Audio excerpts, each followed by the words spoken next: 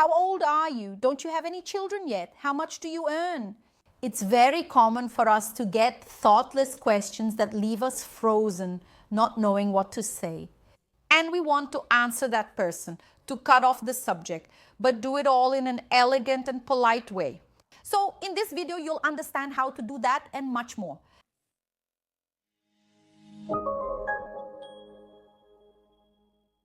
Hi, how are you? I'm Juliana Santiago, a consultant specializing in etiquette and behavior. And in today's video, we're going to talk more about how to answer clueless questions in a polite and elegant way. I'm going to give you some tools so you can get out of this kind of situation.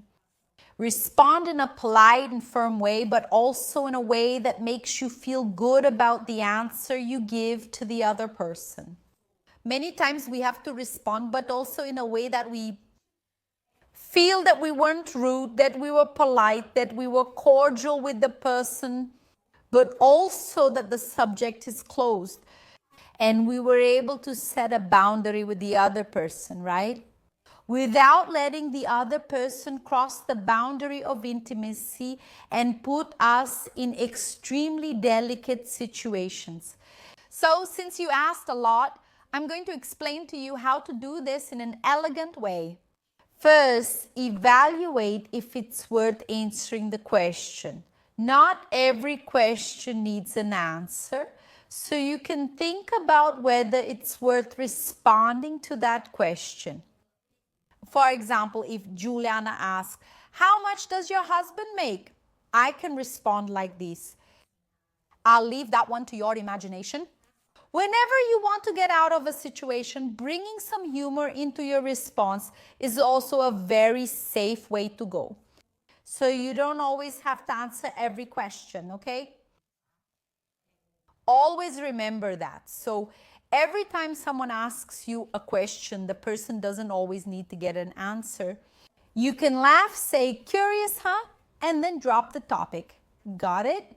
Another point is for you to try using facial and body expressions, also working on body language to your advantage. So what I recommend is don't make a facial expression that shows you're angry even if you really are. I know it's hard, I know it's complicated, and in the beginning, it's often natural that you're not trained to hold back your facial expressions a little. When someone does something you don't like or brings up a topic or subject you don't want to talk about at that moment, I know that's normal. Our facial expressions are a reaction to what we feel.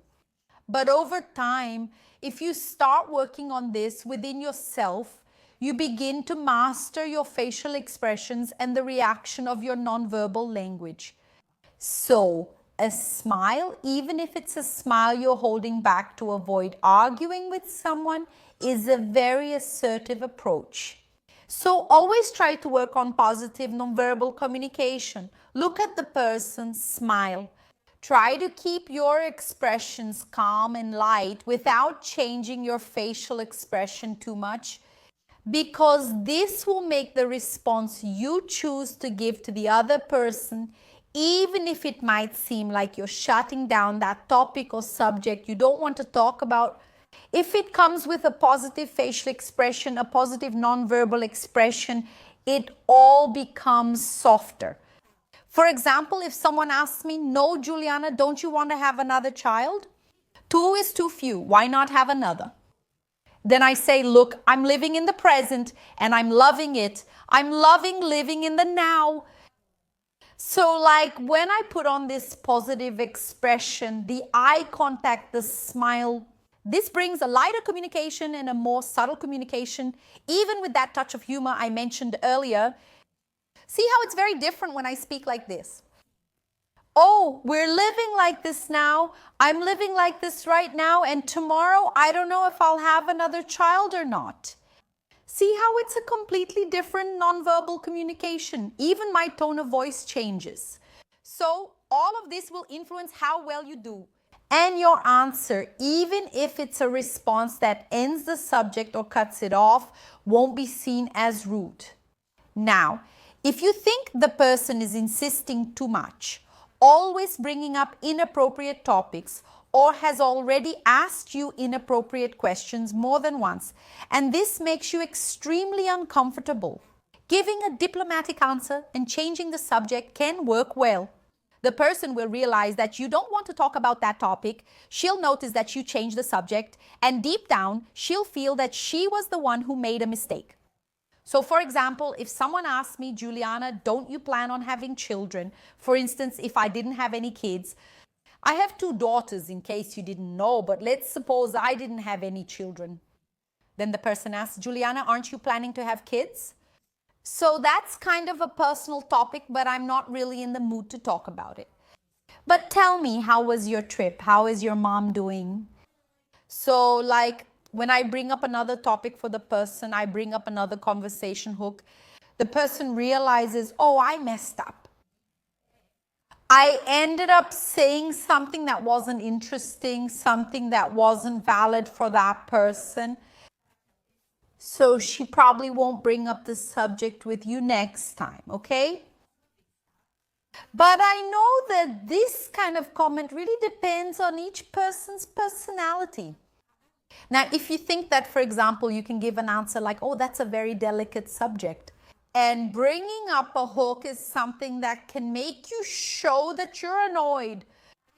If you feel a bit insecure, use the previous tip of trying to keep a more positive, more open nonverbal expression.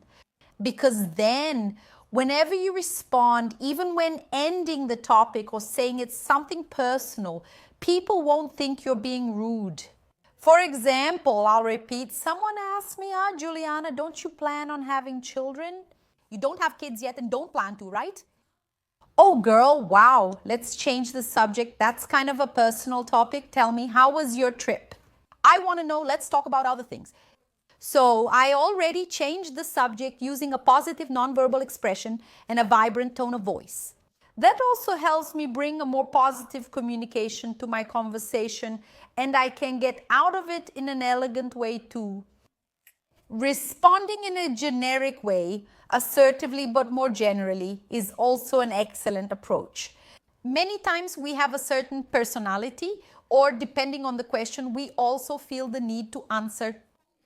So you can answer in a more general way, but just make sure to keep your answer brief. For example, someone asks you, wow, how much do you make? Then you say, wow, I prefer not to go into details, but I'm happy with the amount I've been making at the moment. Done.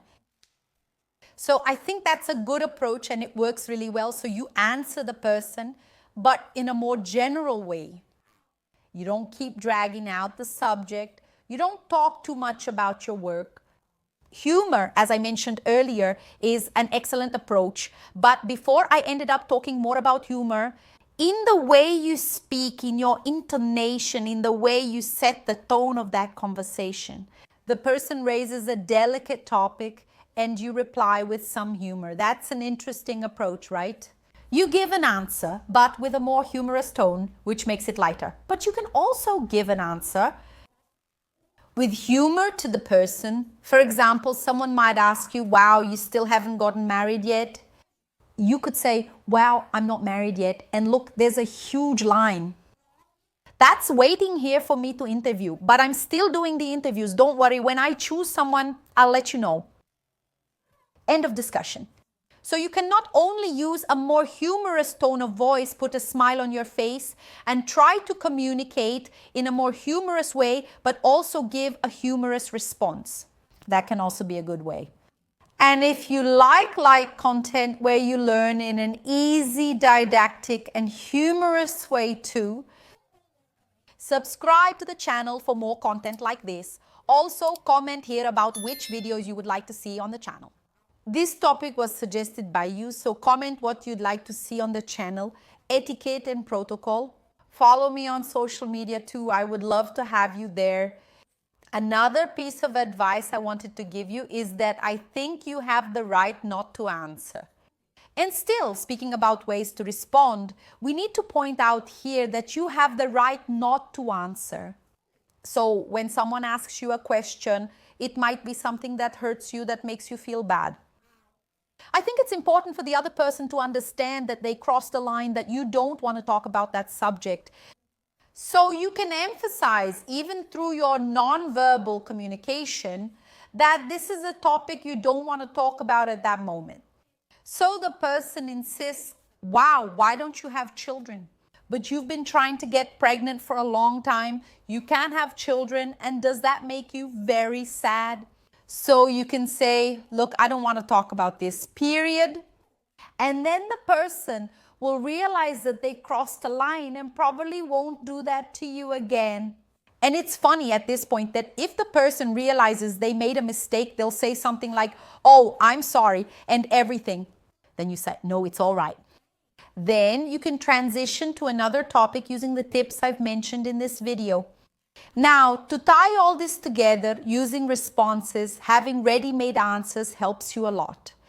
So if you know there's a topic people talk to you about and it hurts you, go ahead and think of some standard responses you can use. And answers that are already there, ready for you to reply quickly, this will help you a lot. Use wildcard phrases. You're really curious, aren't you? Or, oh, I didn't want to talk about that. Let's change the subject now. Oh, I'm dealing with that in my own time. Oh, those are very personal choices, you know. So have some answers ready for yourself because that will really help you, okay? And when you meet someone, be very careful with the questions you ask a person at that first moment. She might be going through a difficult time, a delicate moment.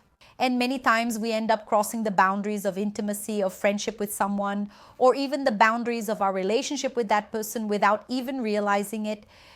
That's why when we meet someone, it's essential for us to think about a few points that will make all the difference in our communication and in how we're perceived in an elegant and positive way. And I've already made a video about this. I'll leave it here on the side for you to watch right after this one.